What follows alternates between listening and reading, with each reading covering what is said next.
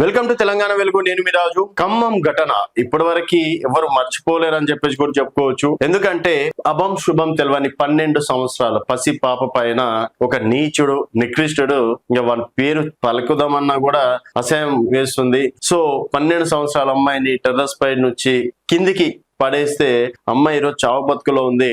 అలాగే ప్రక్కటెముకలు ఇరిగిపోయినాయి, ఆపరేషన్ చేయడానికి కుదరదు అని చెప్పేసి కూడా డాక్టర్లు చెప్పేశారు. సో జీవితాంతం అమ్మాయి పరిస్థితి ఏంటి, ఆ పసిపాప పరిస్థితి ఏంటి? ఆ నీచుని మాత్రం మంచిగా జైల్లో వేసి 3 పూటలు బిర్యానీలు ఇచ్చి మరి మేపుతున్నారు. సో మరి వేరే వాళ్ళకు వచ్చినంత సోషల్ మీడియాలో హల్చల్ చేసినంత ఈ ఖమ్మం ఘటనను మాత్రం అంత హల్చల్ చేయలేకపోతున్నారు.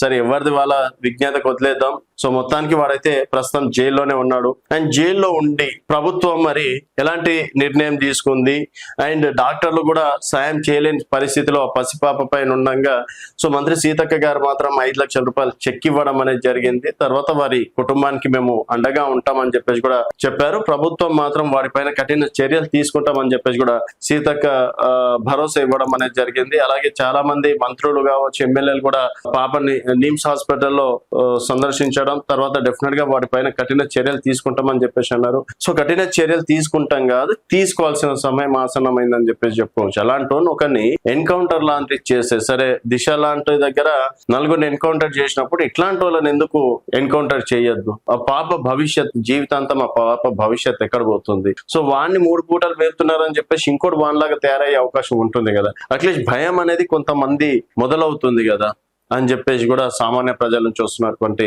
తీరు. మరి మొత్తానికైతే ప్రభుత్వం వారిని ఇంకా ఆదుకోవాలని చెప్పేసి కూడా ఎదురు చూస్తున్నారు. మరి అమ్మాయి భవిష్యత్ ని కూడా దానిపైన కూడా ప్రభుత్వం ఏదైనా క్లారిటీ ఇస్తే బాగుంటది అని చెప్పేసి కూడా ఈ సందర్భంగా చెప్పుకోవచ్చు. సో మరి అట్లాంటి వాడిని ఏ విధంగా శిక్షించాలనేది కూడా మీ అభిప్రాయాలు కింద కామెంట్ రూపంలో తెలియజేయండి. చూస్తూనే ఉండండి తెలంగాణ వెలుగు.